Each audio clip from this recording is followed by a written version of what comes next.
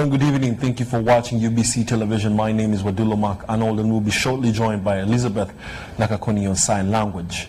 Now in our top story today, President Felix Antoine Tshisekedi Tshilombo of the Democratic Republic of Congo is here on a two-day state visit, telling his post-President Yoweri Kaguta Museveni in a tete-a-tete meeting that he is consulting elders in the region to see how his country can shift from a conflict zone to an economic cooperation. President Tshisekedi said that he is also seeking consultation on eliminating the negative forces in the region through reconciliation and repatriation so that they can live peacefully as one people. President Yoweri Kaguta Museveni welcomed his guest to Uganda and said that he was happy that despite the colonial borders, they are slowly coming back together as Africans. President Museveni said for East Africa and Africa in general, prosperity comes from doing business with each other because this helps to produce goods and services instead of importing. The two leaders later held a closed-door meeting, and they are due to issue a joint communique to address the media.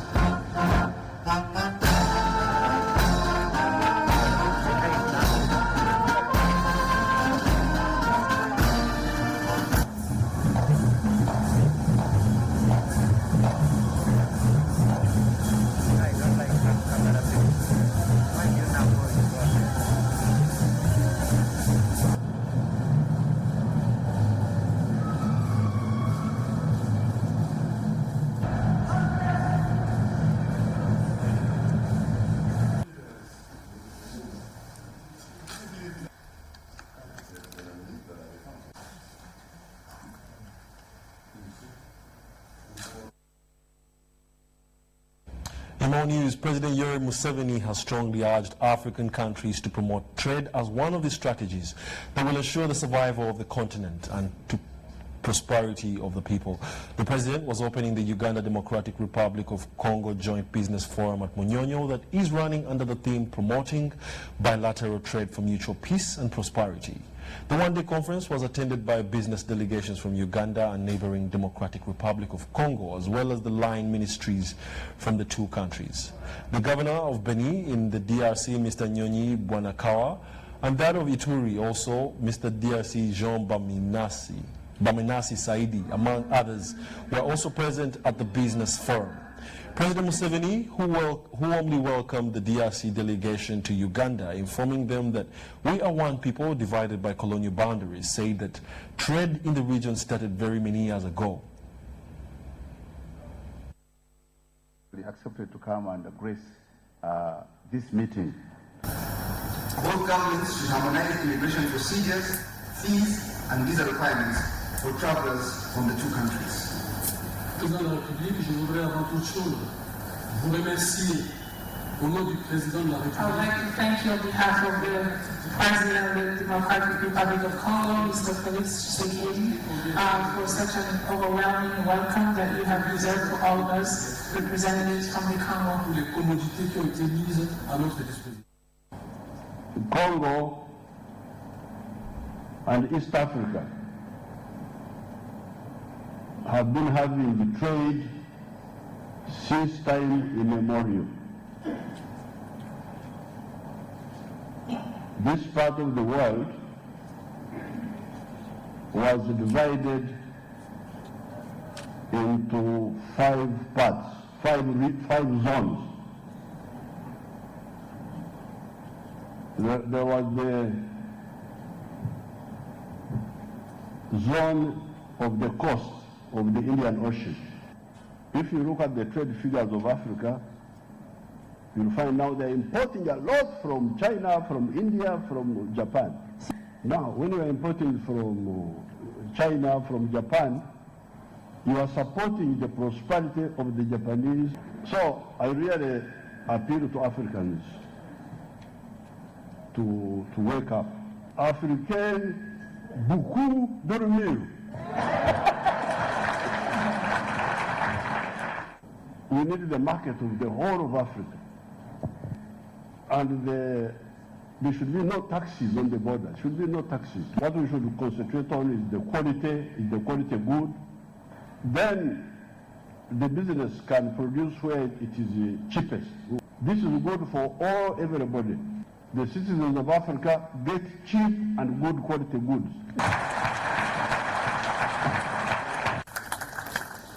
Another round of applause for the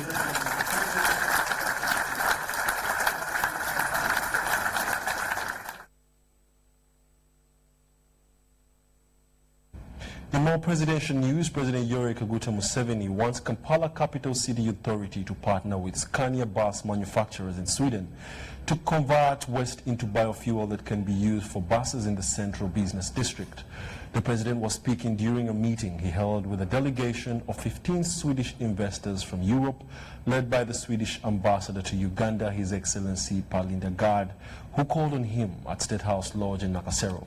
The investors who included Torben Sojoholm of ABB Substations, Henrik Thornberg of Stanbic, Bo Esksen of Mistas Energy, Leonardo Mota of QGMI, Longadal Palof of Swico, Rasom Kebedon of Unipower Magnus, Wena of Vayoth, Hans Volom of Rauman and businessman, and Jonan Kenreed of Staffenstop, among others, are interested in the areas of public transport and energy.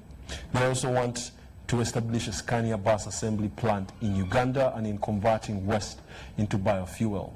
Now, while addressing his guests, President Museveni said that in terms of doing business, Africa as a continent, and Uganda in particular, is in the place to invest in. Biofuel is any fuel that is derived from biomass that is plant or algae material or animal waste. Since such feedstock material can be replenished readily, biofuel is considered to be a source of renewable energy. In more news, Bulambuli residents are yet to come to terms with residents that rendered them homeless. At Nabongo sub-county, local leaders are worried of the possible exposure to risks of waterborne diseases. The situation has since attracted the attention of Parliament, with the Committee of Natural Resources visiting the area to assess the situation. Details follow. This is Bwekada village, Bumasoko parish in Nabongo sub-county, in the Elgon district of Bulambuli, Bugisu sub-region. On site, welcoming are remains of what appears to be a disaster, just enough for any resident to worry about.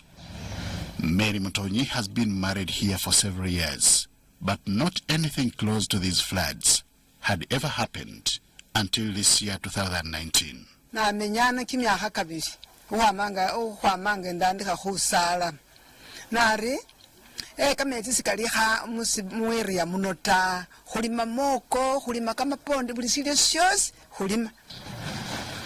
Right in this sitting room like setup are some properties left, including this water pot from which this young girl draws some water for drinking. Initially, the room worked as a restroom for Margaret Mutonyi's 90-year-old mother, who is suffering from stroke. She has since been shifted to a temporarily safer shelter within the homestead. Ifulaya ngametsi kaitsula musisengesa akona hwarera khubulira alafuna ni bunyifu bukali nabya ali mulwale nabi lwe bunyifu ate bwongera mu bulwale. Behind this hut are latrines and a dustbin, all submerged in water, posing a health risk to this family. This similar challenge has extended to other families, including that of Bukua Kutosi, in this bad-looking situation as it appears. When it rains, we experience large flows of water coming from up at the higher speed, washing away our things, our crops, and even sometimes it breaks down. Actually, it has broken down most of our community members' houses. Some of my walls of the house got broken, and some, the standing ones are in a crucial condition. The confinement of crops in water floods could spell another disaster in what may result into famine and hunger. It is a worry that has kept Alice Nandutu pondering on what she will do for the 9 children she currently mothers. She has lived here since 1991 without any incident.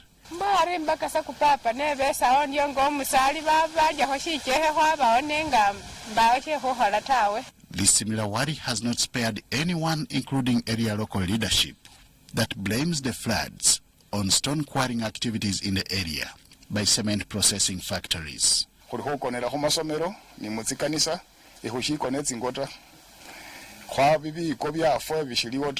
In light of all this, sub-county and district leaders want an immediate intervention by government. When we continue, people, one time, the disaster might be beyond this one, and I'm appealing to the government to come to rescue this situation as it is still.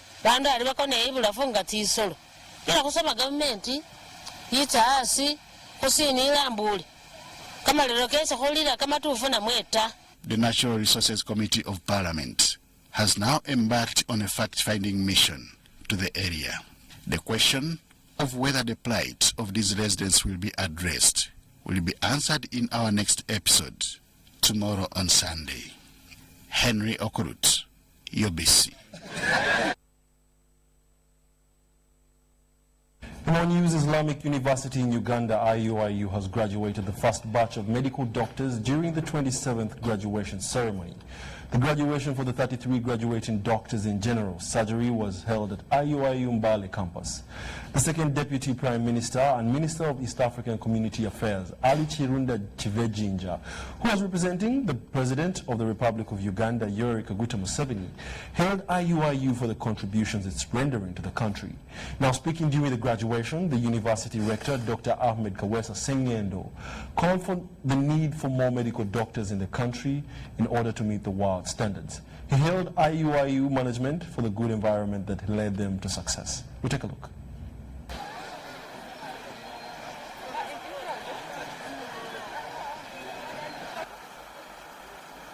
And undergraduate degrees of the Islamic University. Based university with a strong moral foundation in Uganda. Today, I note with great satisfaction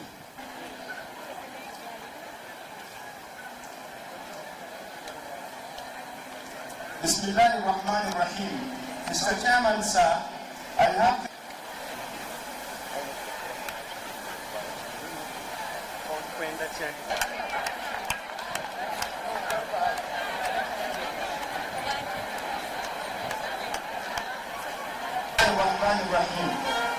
Mr. Chairman, sir, I have the honor to present to you the candidates.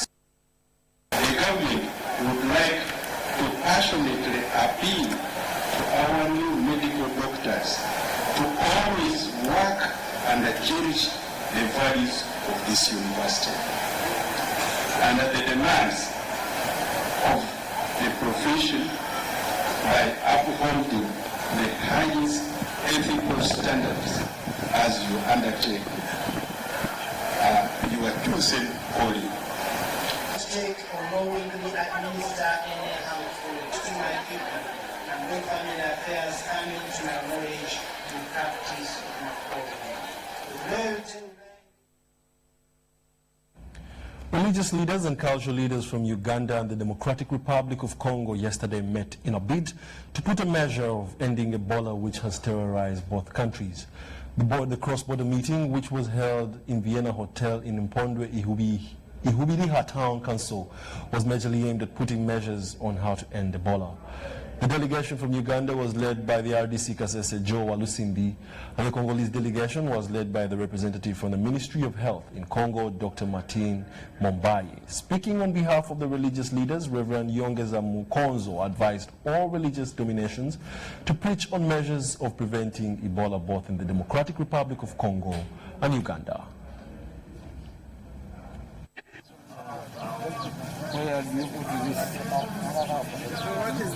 Because some of the Congolese don't think that Ebola is there. They think that Ebola is just somebody bewitched somebody, but at least now we have seen in the meeting, people are consenting and agreeing that really Ebola is there. And it doesn't need any going to which or to go in church except to go medical. And you get proper treatment and you live.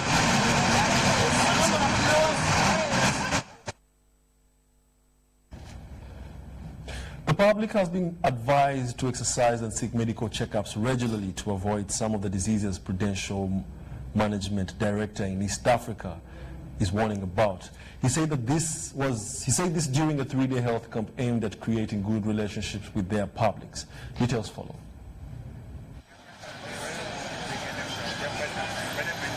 Let me start by saying success means that more and more people derive the benefits of getting their heart checked and derive the benefit of awareness of getting their heart checked, awareness of the benefits of exercise, awareness of the benefits of better nutrition.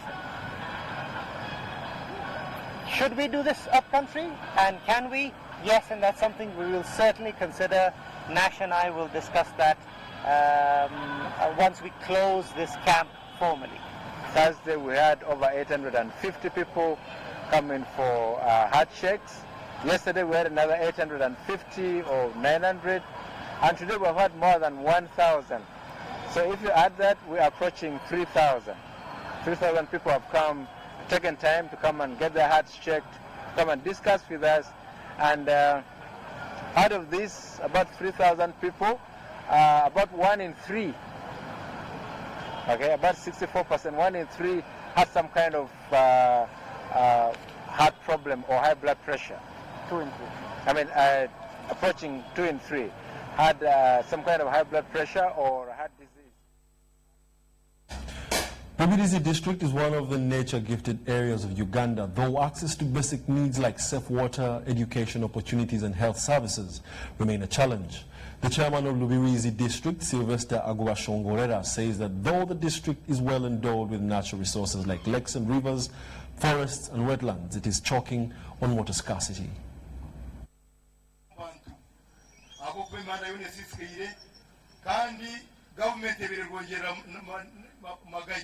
Rubirizi is one of the districts in Uganda that is well endowed with natural resources like forests, fertile soils that support agriculture, has 32 lakes, and the catchment area for Kazinga Channel that connects Lakes Edward and George.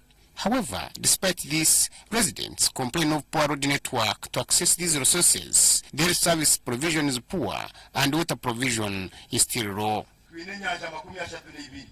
But our people are water stressed because they are volcanic lakes, so kupampinga yameizi nuna sente nyingi. After I'm begging MP, place for those areas, Kashaka, Kazinga, Kishenyi, to be categorized as hard-to-reach areas. The Minister in charge of Rural Affairs, Ines Chiza, has now promised action against those sabotaging service delivery and access to government services in the district. But one of the things that irritated me is about the drugs coming to the district. They spend 2 weeks without going to the health centers. That's not acceptable. Ines Chiza was officiating Rubirizi District Community Public Forum, also known as Baraza, where members listened in and sought for answers from district heads of departments. The population wants service. The population is sick. They go to the hospital and they are told that we have no drugs. Yet the drugs are lying at the district. So, as government, we are not going to tolerate that. The resident district commissioner of Rubirizi, Harriet Nakamya, chaired the meeting and hailed residents for being resilient to disruptive rains and managing the moist Nyakasharu playground to attend the meeting organized by the Office of the Prime Minister. And even you see the concern for the community, they have been complaining a lot. So it was good because they raised many questions. Didn't know that up to till now, the drugs they are still in store. I just done it today.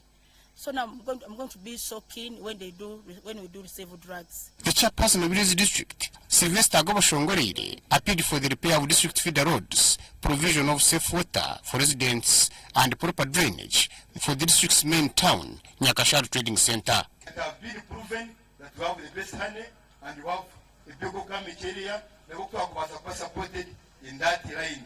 Their Member of Parliament, Engineer John Tamuhira Twesije, promised to make a follow-up on service provision, especially drugs and medicine supply at Rugazu Hospital and other centers in the district. Government, our board, our NMC, National Medical Stores, NMS.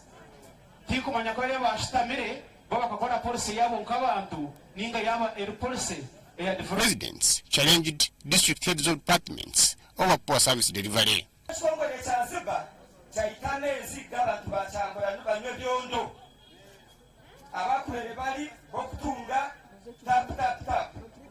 Rubirizi district economy is reliant on tourism, fishing, beekeeping, and banana growing.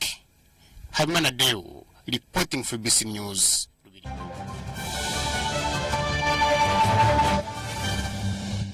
Introducing the new itel P15 smartphone with free 1GB Airtel data every month for 3 months. Enjoy unique features like the big memory, 4000 mAh big battery, 5-inch HD screen, and the fingerprint sensor. Dial *175 *9# to activate free 1GB Airtel data every month for 3 months. Get yours at the nearest itel branded shop. itel, in partnership with Airtel, the smartphone network. Hello, Uganda! We introduce to you the first and ever My Right to Play Christmas Kids Festival 2019. Let the kids feel the Christmas Eve on the 21st of December at the Legend Sports Ground in Lugogo. Entrance is 10,000 shillings only and parents free. Bring your child and have an opportunity to play, sing, dance and discover their talents. Mujje tuyingira amazaalibwa nga abato basanyusa bato bannaabwe. Muleete abaana bammwe banyumirwe, banywe, bazanye. Kino kigenda kubeera kijjobe. Proudly sponsored by Legend Sports Ground, UBC TV, Star TV, U24 TV, Star FM, Magic 100 FM, UBC Butebo, Marketing, UMC Victoria Hospital, and Ideas Workshop. Bw'oyagala omwana okuyimba kuba ku ssimu eno. Send money from Airtel to Airtel at 60% discounted rates. Yes, you can now send money for as low as 100 shillings and a maximum of 1,000 shillings. And that's not all. You can now withdraw up to 7 million shillings from your nearest Airtel money agent for as low as 12,500 shillings. Remember, depositing money is free. Buying airtime through Airtel Money is free. Airtel Money and PIN registration is free. Do not pay any transaction charges directly to the agent, and never share your PIN number with anyone. Enjoy the lowest rate on Airtel Money today. Airtel Money, simple, instant, secure. Airtel, the smartphone network.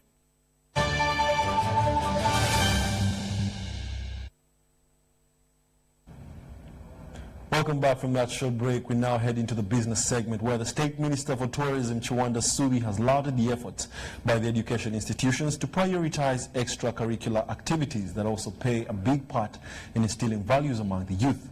Chiwanda says that with skills development and values like respect learned from an early age, many problems would be foregone in the future and they will also be solved. Let's take a look.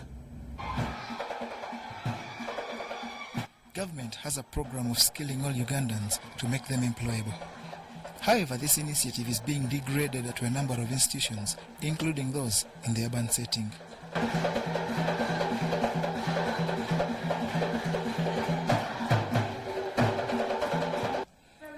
While at Global Junior School Mukono, State Minister for Tourism Chiwanda Subi was seemingly amused with talent at Uganda's disposal, which he thinks may help solve the unemployment question. It's a challenge. How do we sustain such a population? If we care very well for such a population, our country will prosper because we shall be having a skilled labor force. And once you have a skilled labor force, it means that it's very easy for such people to be employed. And the head teacher was saying here that the job industry today is not just looking for the job seekers, but they're looking for skills that can add value to the development of our country. And that's what Global is doing for our country. The school head teacher Anthony Sentongo urged government to facilitate retraining programs even amongst private institutions to improve teachers' stock. He took turns to preach to parents about the necessity of extracurricular activities like music, dance and drama, which more often play a better role in instilling values like respect. Some of you parents, you only come here and demand, falls, 5, 6, and when you don't give here for, you go quarreling that this school has done nothing to my child, but you have seen. This is what we do to these children, and you cannot realize now, but I just pray that one time you appreciate that these children have valid skills that are beyond the academic excellence. And that's what we are here to give you. In the music, dance and drama competition, 4 houses, Neptune, Mars, Mercury and Jupiter from the lower level competed in various attributes including skits, mimes, creative and traditional dance, among others. Ultimately, Mercury, that had a key performer Alpha Kiwanuka, triumphed with 551 points. John Barnes, Centum, reporting.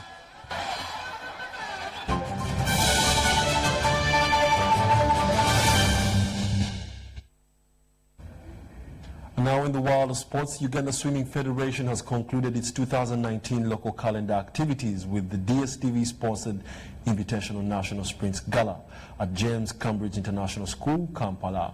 The event was a collection of only the country's best in select events. Let's take a look.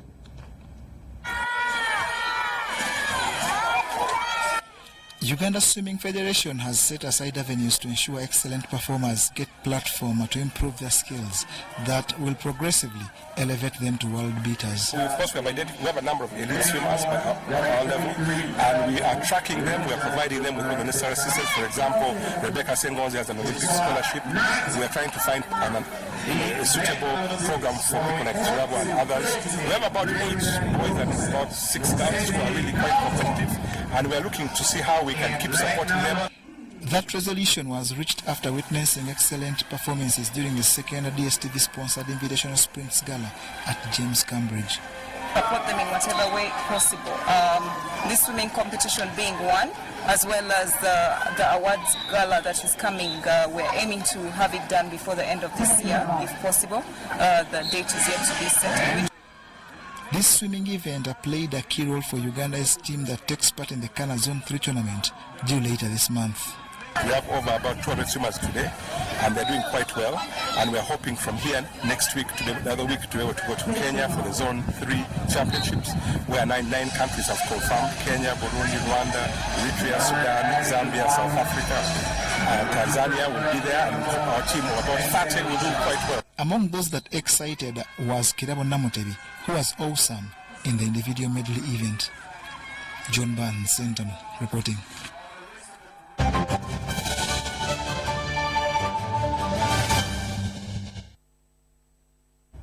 Well, we shall now take a look at tonight's top stories before we say good night.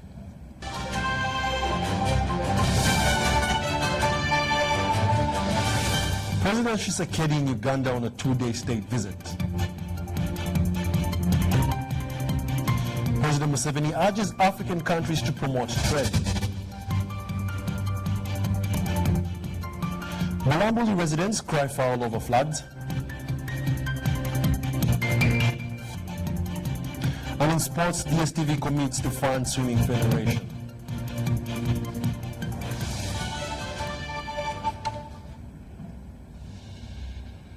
It's been splendid having you watching UBC News tonight. Join us later at 10 p.m. for more news in our subsequent bulletin. Up next is Business Roundup. My name is Wadulo Mark Arnold, and on sign language is Elizabeth Nakakoni. Stay tuned.